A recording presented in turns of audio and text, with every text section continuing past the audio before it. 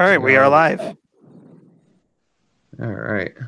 Let's get this out on Twitter, and then we're good started here. Yep, I got it out. There it is. All right. Got you guys coming in here.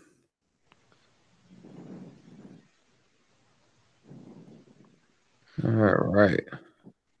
See, I might want to get some viewers in first. I don't know if you want to do Yeah. that or just go straight into it.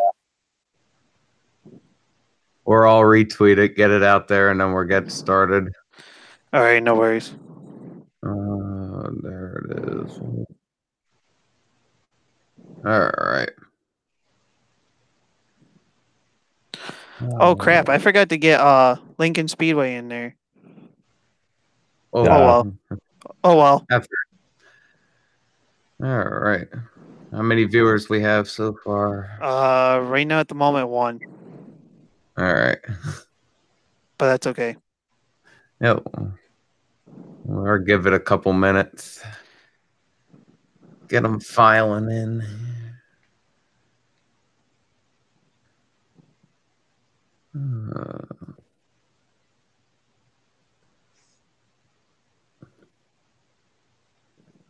I'll go ahead and share it in all the chats. Okay. I was about to send it to you, Joe. All right. Oh, we got one person, or we got 4 right now, according to what I'm pulling up here. Judson O'Neill, how you doing? Well, I'm doing good. Yeah.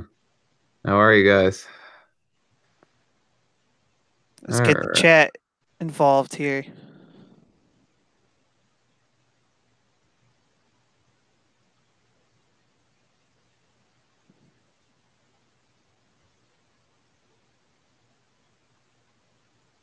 All right, got it all. All right, we are up to 5 now.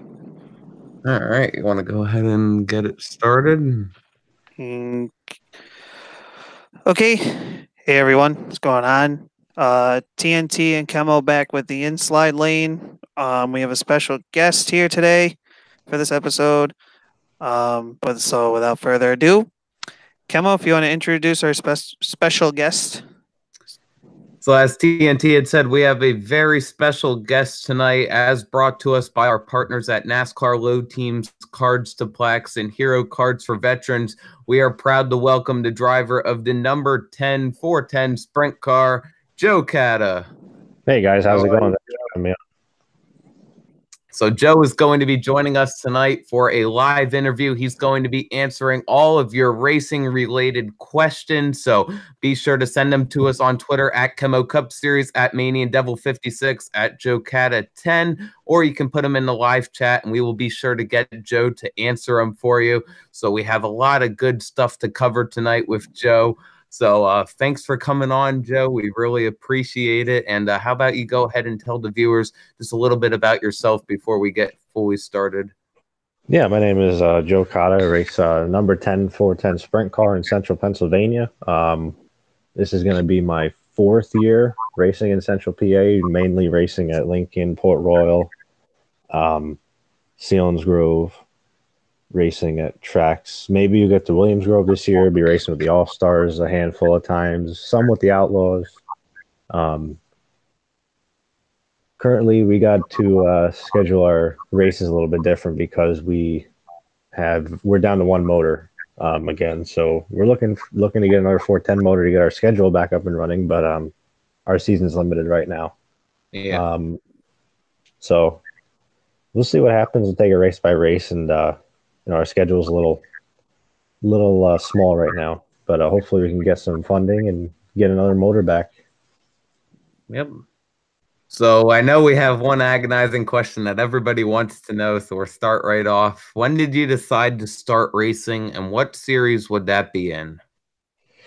I started racing in 2003. I was, I think, 6 or 7 years old. I started in go-karts at Lembo Lake, and that was my dad always wanted to race. He's always a fan, and he ended up racing karts too. But I ended up pursuing it, to the point that I am now.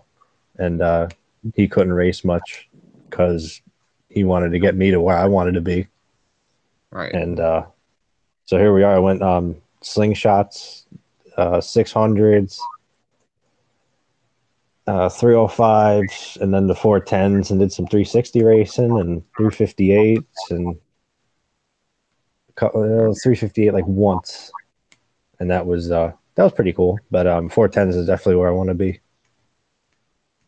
Yeah. So was there any real time that you realized that this racing was what you wanted to pursue as a career, or did it just kind of hit you over time? Like, hey, I can do this full time and make a career out of it. It kind of hit me over time, like racing go-karts. I got a lot of good finishes in go-karts. I had a lot of wins one year in flat carts, champ carts. I had a lot of wins, and I ran the World Karting Association for 2 years, I think, and we did pretty good. I think I finished fourth in the points for the World Karting Association in the Northeast Dirt Series, and that led me into slingshots. We were junior national champion 2008, driver of the year in 2007, and then stepped up to micro sprints at Lincoln Speedway in Pennsylvania, and I won 10 races in 1 year. That was pretty good. Ended up getting the championship there, and then moved up to the regular 600 class at the time. And we picked up pretty good and had some consistent finishes, but where I wanted to be was in a full-size sprint car. And we ended up getting a 305 sprint car and did some racing with CRSA, and then finally we went to go chase the points title, and I ended up fourth that year and had some really, really good finishes. Got 2 wins in 2013. One of them was the 2013 King of the Can at Penn Can Speedway. We won one of those. So, things just started getting better and better, and I figured, just keep chasing that dream, and eventually we can get to the World Outlaws. Yeah, yeah. So you have a really unique perspective on the sport, because from what I understand, you own and the team you drive for is Joe Kata Racing. Is that correct? Yeah, that's my family team that we have. That's the name I really go by.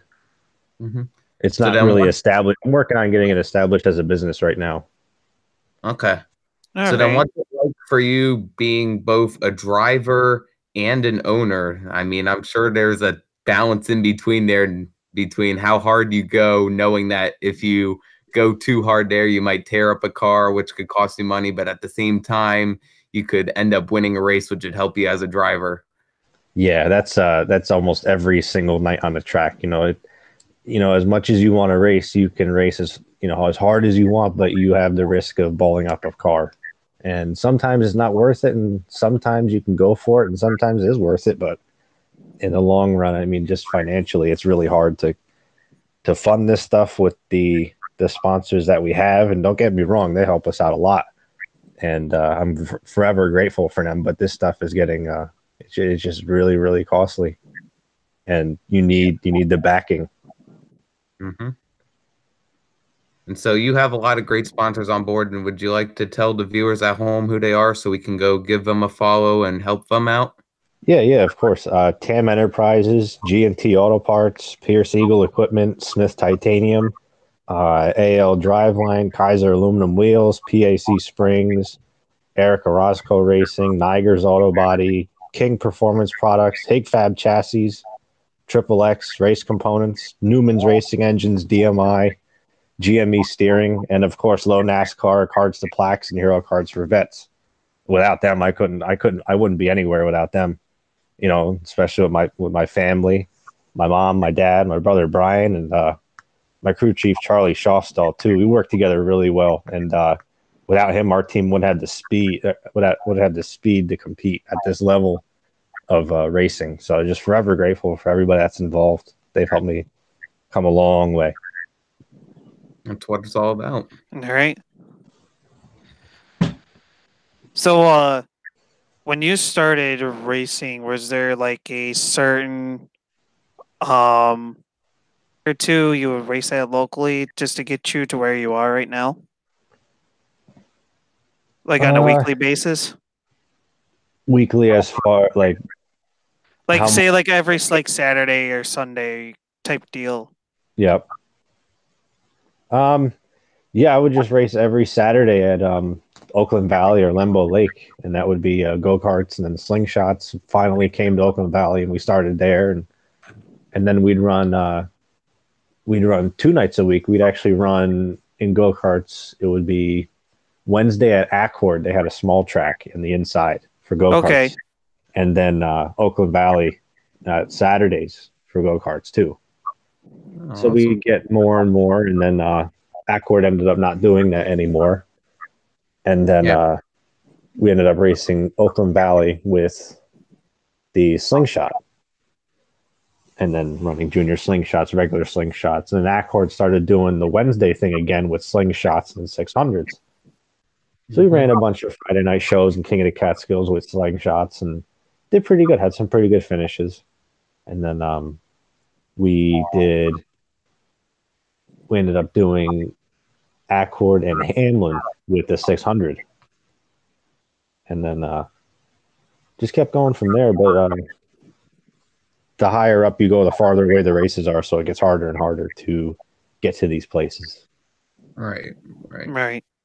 So right now we're racing 1 night a week at Lincoln, or maybe we can get back to Port Royal soon. I hope we get there. I love that track. And hopefully just getting the seat time is huge, especially racing at this level. I'm racing against guys that are racing the 70 times a year. And for me being so far away, we can only get there 20 to 25. And that's just not, it's just so hard to compete with guys that do this so much. Right. So one thing, you said it's very hard to compete, but we got to point out here, Saturday night at Lincoln Speedway, you had one of the greatest runs that we can remember in recent history in your 410 career. So for those of you who didn't follow that race, you won the pole for the race. Is that correct?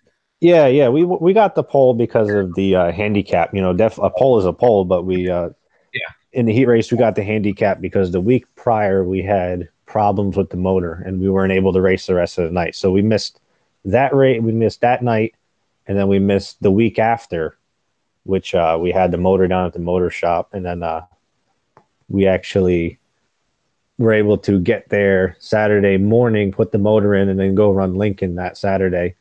And that handicap put us on the pole for the heat. Started on the pole, and I was running a really good line, but just wasn't fast enough, and we finished third in the heat, and handicap was the top 4, so they handicapped the top 9 or 10, I believe, and we were the handicap to be on the pole. And in the beginning of the main, we were really, really strong, and I just over time we'll get that experience, but I just didn't pick the right line after a while. That the top just started going away, and I was concentrating too hard on keeping up my momentum rather than finding a different line, and that just really hurt our speed.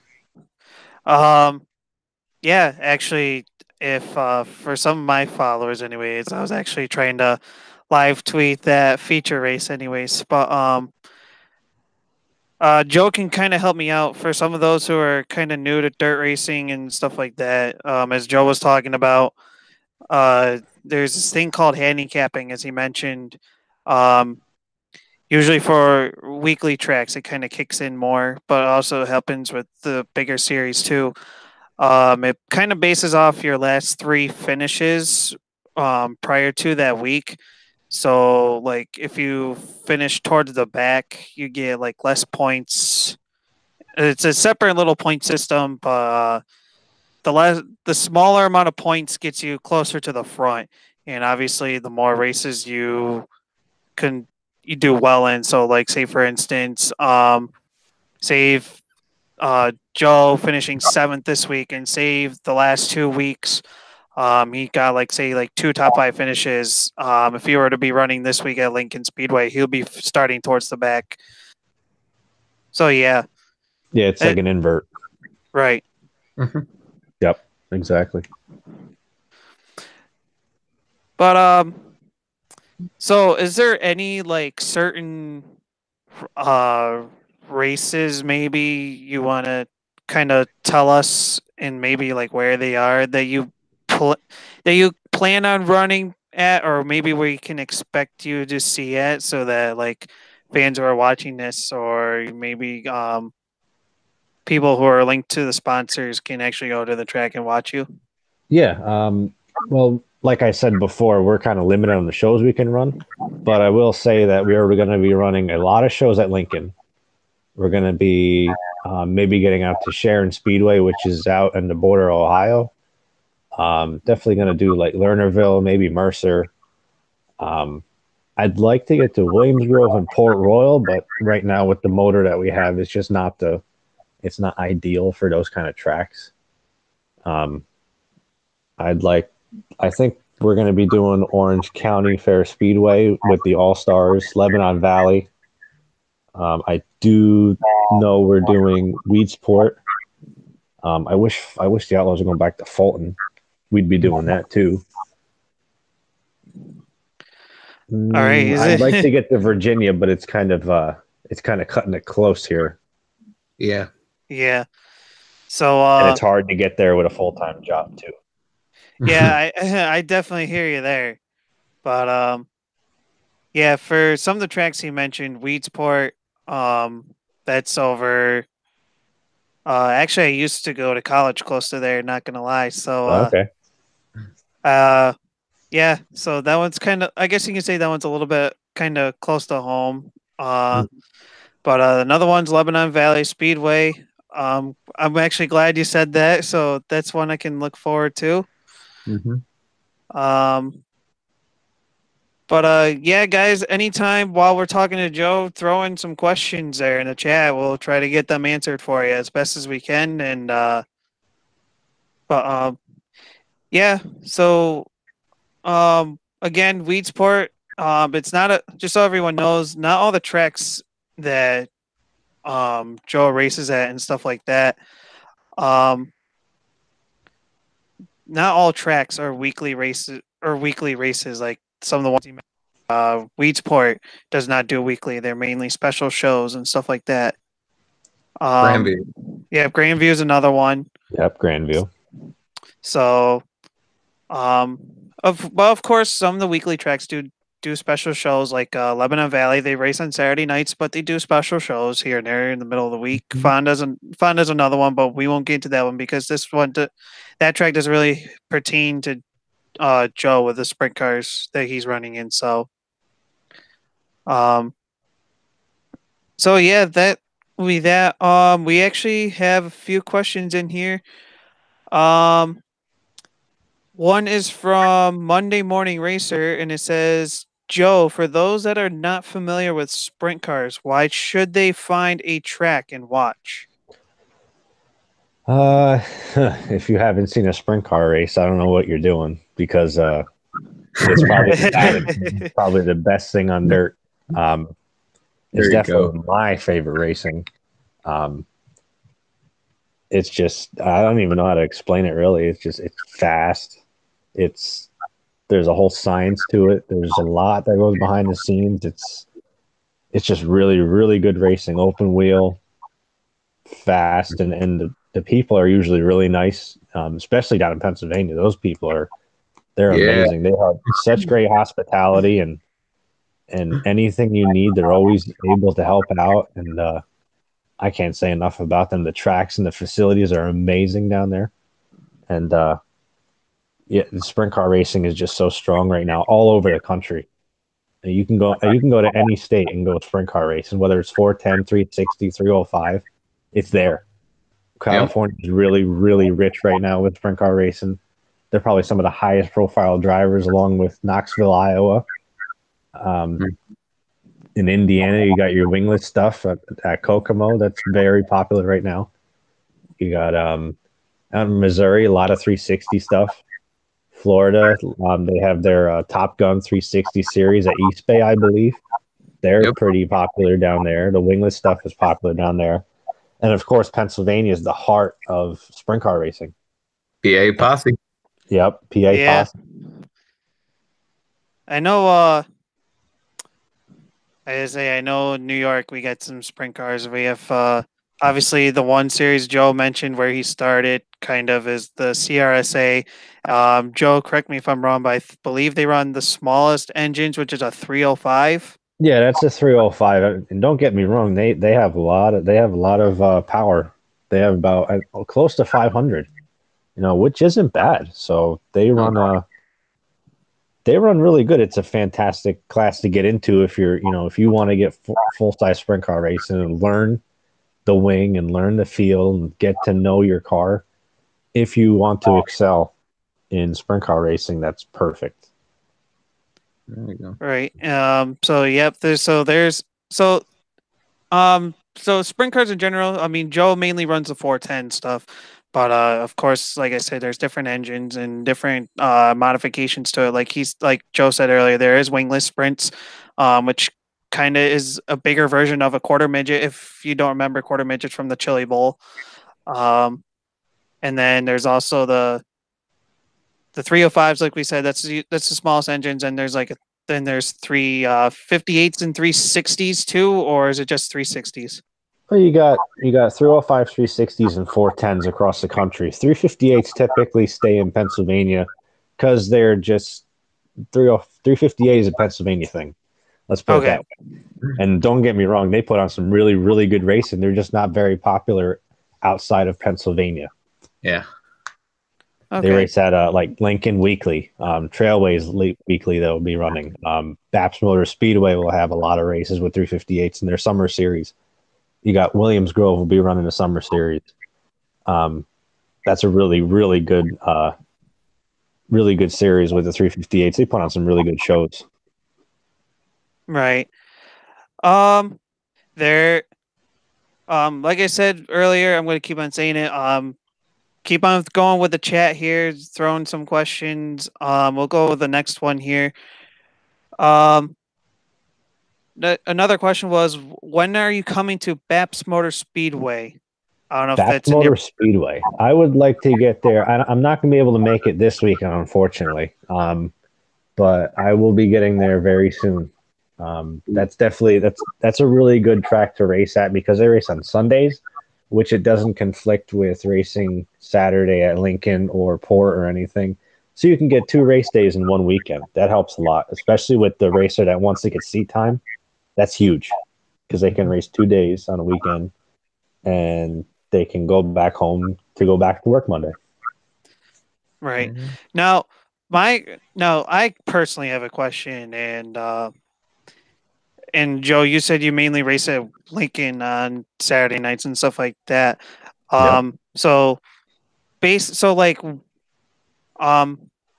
what kind of like different setups do you maybe have when you go to the same track week by week instead of like some of what a lot of our race fans like NASCAR, or when you get to a bigger series, you each week or certain times you're going to a different track and you have to learn different setups and stuff like that.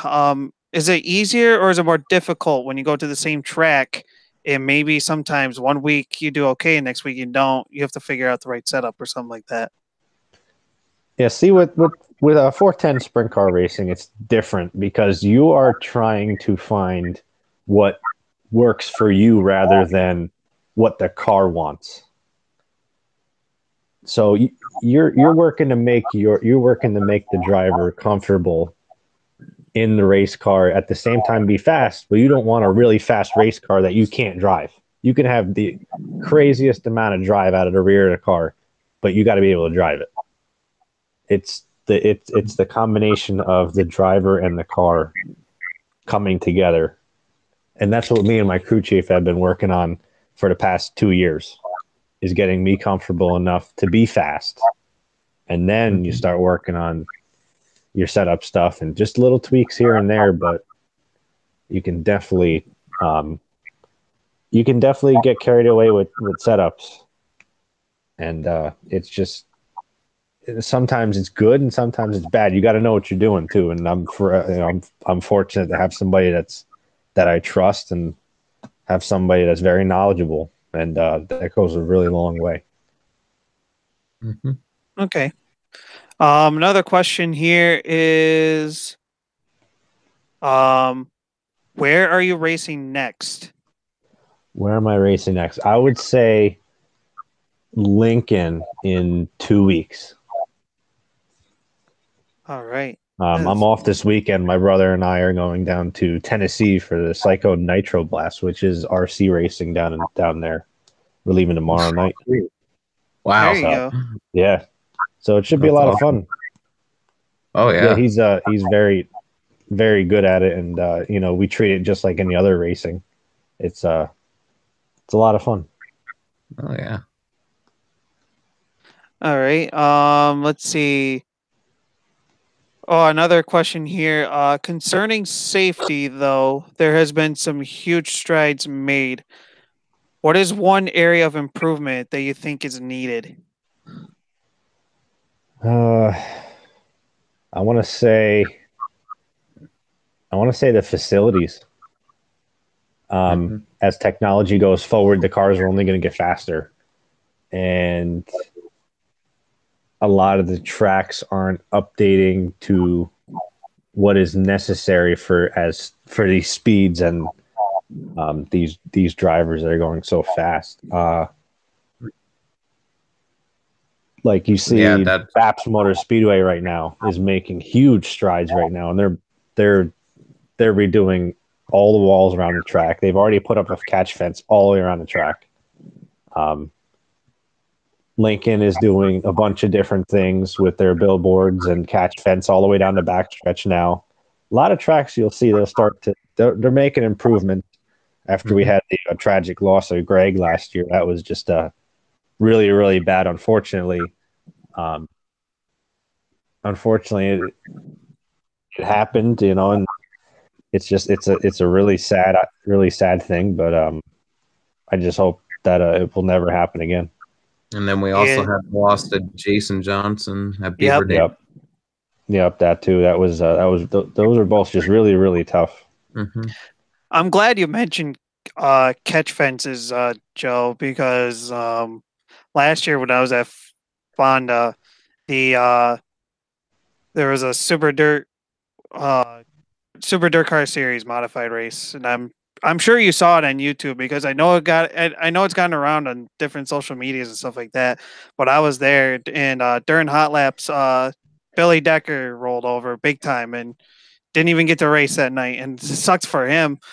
I thought he had a backup car, but apparently he didn't. But he rolled over and parts went flying. And I think if it weren't for that catch fence, a lot of pit crew members and maybe fans in the pits and possibly drivers could have been injured with a lot of the stuff that was flying around into turn 3 when he was rolling over. And he was even airborne in that part too. Yep. Yeah, Fonda's definitely very unique. They have that barrier so far away from the from going into 3 to 4. You got the berm, and then it's all flat off of the berm. Then you got a really big barrier with that catch fence. I don't know. I never really liked that kind of layout. Yeah, because the wall is so far away from the track. Yeah, especially when they got the tire barrier there in turn 3. That too. I still remember. I can remember cars like crashing into it, stuff like that. And I remember like Fonda Fair this past summer when I went there. I actually like felt the tires if they were like actually soft or if they actually put something in there. And no, they're hard as a rock. So I'm pretty sure like hitting them is like a nice safe barrier is hitting like a concrete wall. But I understand what you're saying though. Yep. Yeah. Another question. Let's see. Are you going to be racing in North Carolina or Virginia this year? North Carolina. I would love to run the World Finals.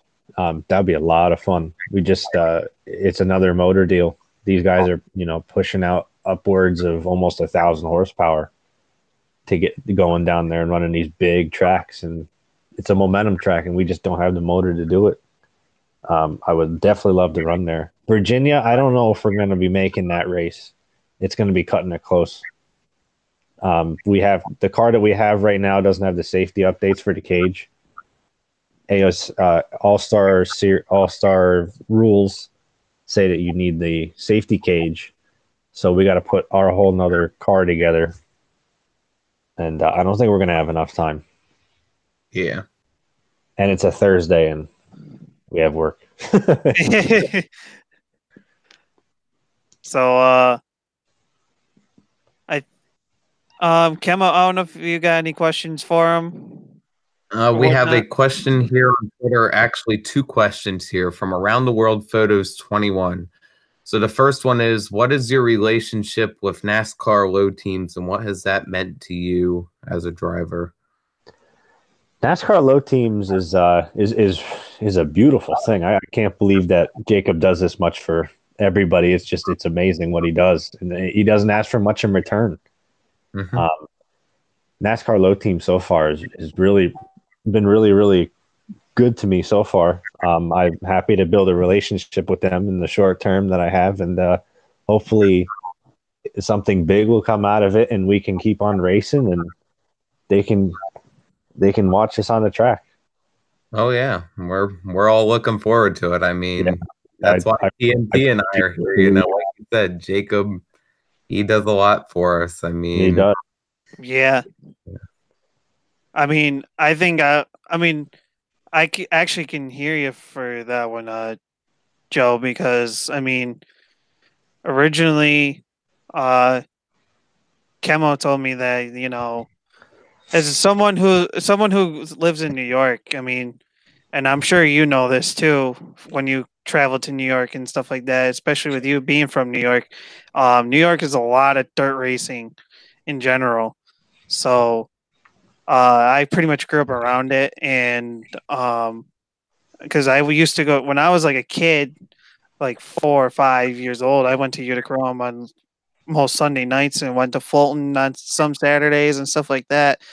And then with Fonda and Glen Ridge being close to me, and I'm going back to those tracks on a, I guess you can say weekly or semi-weekly basis. But yeah, it's been it, and then the opportunity came, but it was great. So I know where you're coming from with that, Joe, with low teams coming. Yeah, I mean, same here. I'm just a 15-year-old high school kid who has a dream of being in media, and you know, they've given me my chance to succeed. And I mean, 5 months ago, I would have never dreamed that I'd be here live on air with, you know, you, Joe. I mean, I've got interviews scheduled throughout the year, so it's just an incredible thing. Yeah, that's cool. Yeah. We have another question here from the same person, Around the World Photos 21.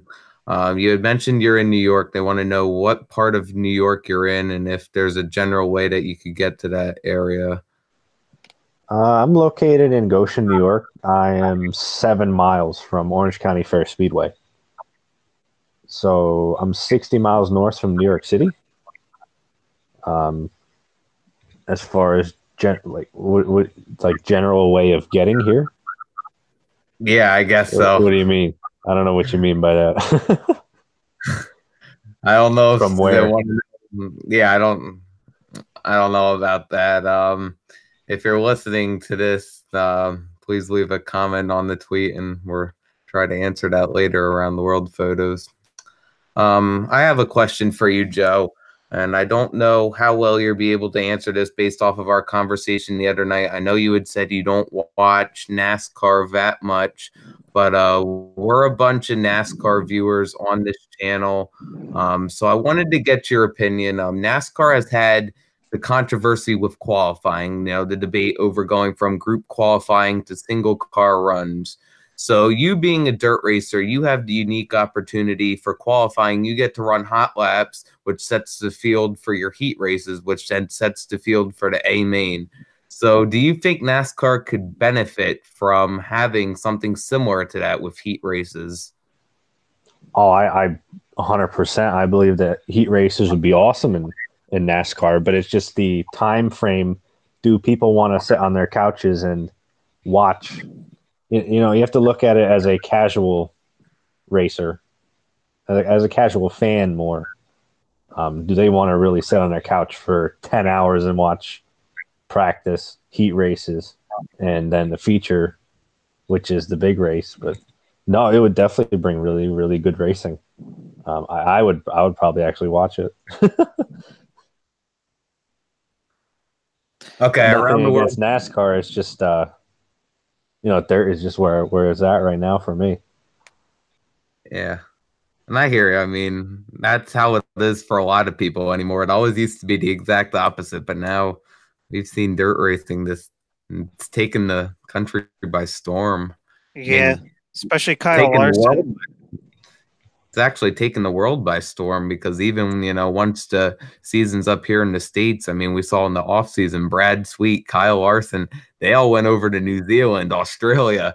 So sprint car racing is spreading all around the world. It is. Yep. Australia, New Zealand. Yeah. Around the world photos corrected that tweet. Then the question I misunderstood it. They wanted to know how you got to where you are today, and if they could take what the similar steps will be for them to take to get to being a 410 driver like you. Steps to where I got today. That's tough. I'd have to say, well, I started in go-karts, like I said, and then raced slingshots, micros, 305s, and then just jumped in a 410. But it's definitely knowing the right people. I've had a lot of stairs, a lot of good steps to where I am today, and it definitely helps to know the right person and just keep that determination of wanting to get to where you want to be. I've always dreamed of being a world outlaw driver full time, and that's where I want to be. And I'm getting really, really close now.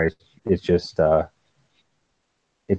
takes knowing the right people and getting the right relationship and sponsors and media and stuff like you guys are doing right now with this. This is half the battle, is getting the press. Mm-hmm. I know KEMMO and I, with big dirt people, we felt like this was the right time to get dirt racing out there because obviously, like we mentioned, a lot of the big NASCAR names got started with dirt and they're still doing it. Not to mention like Kyle Larson and Christopher Bell, some of those guys. Then you got Casey Keene and Tony Stewart on top of that. So there's a lot of so dirt racing is one of those things that like not a lot of people pay attention to. Even Stuart Friesen is another one too. Mm-hmm. Yep. He still does it with his truck series, which I give him props for. Yeah, he's doing really, really good. We got another question here. Joe, who was actually it's kind of I guess it's two questions, but let's go with it anyways. Joe, who was your nationally known name guy in racing that was an idol? I grew up as a really big Formula One fan, so my favorite driver was Fernando Alonso growing up. There you go. When he was racing for Renault and then McLaren and Ferrari and then back to McLaren, and he's just an unbelievable athlete and driver. Mm-hmm. Now he's got the Indy 500 again this year. Yep, he's got the Indy 500. He just won the Rolex. He did really good in Le Mans. Yeah, a lot of really good things to come from him. I wouldn't count him out of being back in Formula One for a couple races. Mm-hmm.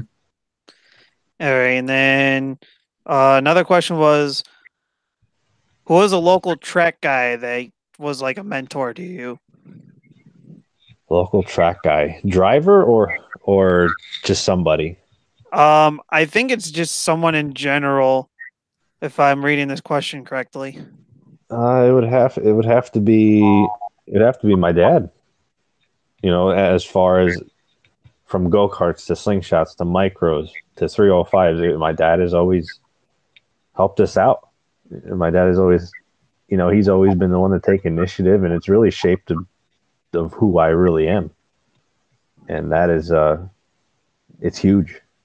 And he's always given me the mindset of wanting more and more and more and perfection, and go as hard as you can, 100% of the time. And that's what you need for sprint car racing. And then I'm just fortunate enough to have my crew chief too. He's he's a really big help with moral support, and just he believes in my ability, and he says that we're showing more and more progression week in and week out, and hopefully we can pull off some wins pretty soon. I got to give these guys something to work with. You're getting close. Yeah, getting really close. What was it? 12 laps led last Saturday at Lincoln? 12 or 13, yeah. Yeah. So. I think it was 12, according to Lincoln Speedway's Twitter page. I think that's what it was. But yeah. So a couple other questions we got here. Did you race winged or wingless micros? Mainly wingless micro sprints at Hamlin Speedway.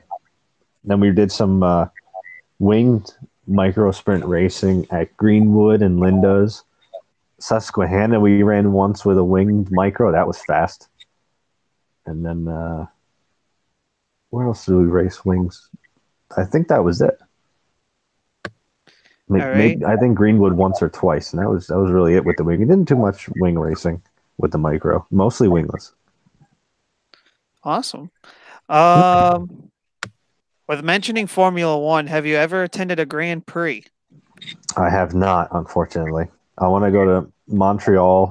I'd like to go to Circuit of the Americas, but I'd also like to get out of the country and visit some of those tracks. Yeah. Yeah. So, was there like any unexpected challenges, like not only as a driver, but maybe an owner that you came across? I'd have to say financially, it's so demanding. Constantly, you're always facing expenses, whether it's tires, fuel, parts, even traveling expenses, fuel for the truck,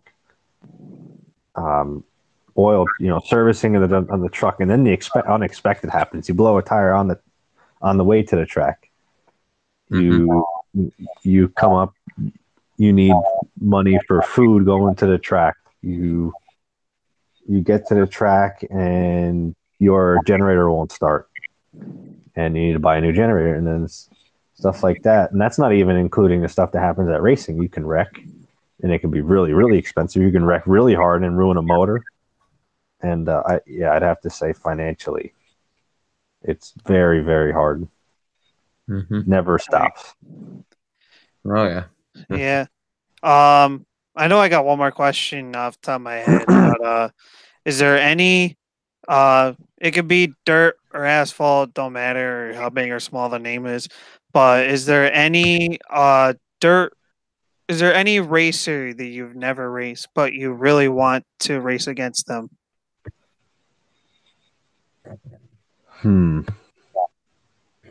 I'd really like to race with Christopher Bell or Kyle Larson. I think that they would just race really, really hard. And I know I'm not as experienced as they are, but that would be a lot of fun to throw sliders with Bell or Larson. Definitely. Oh yeah. All right. KEMMO, do you have any last questions or anything like that? Or I got nothing here. All right, and I don't see any other questions in the chat, so and I'm out of questions for me. So, so yeah, guys. Thanks everyone for tuning in, and again, thank you, Joe, for being our first guest of the show, for being only 4 or 5 episodes in. Yeah, thank you. Appreciate it. Thanks for having me in. Hey, no problem. We're glad to have you, and I appreciate everyone in the chat for all the questions and all the questions that was sent to KEMMO as well. So yeah, all the Twitter handles to not only just me and KEMMO, but also to Joe and all the NASCAR Low Teams stuff is in the description below of this live stream. Yep. Once again, we just want to give a quick thank you to NASCAR Low Teams, Cards to Plaques, and Hero Cards for Veterans. Be sure to go give them a follow on Twitter if you haven't already. It's for their great support of not only Joe, but of us as media members that we were able to be here tonight live with Joe and get your questions answered for you guys. So be sure to go give them a follow and show them your thanks and support. And yeah, and as always, you can subscribe to me and KEMMO. Of course, I suggest you follow Joe. Great guy and everything else. So yeah, so I want to thank everyone for tuning in, and we'll catch you guys next time. Thank you so much.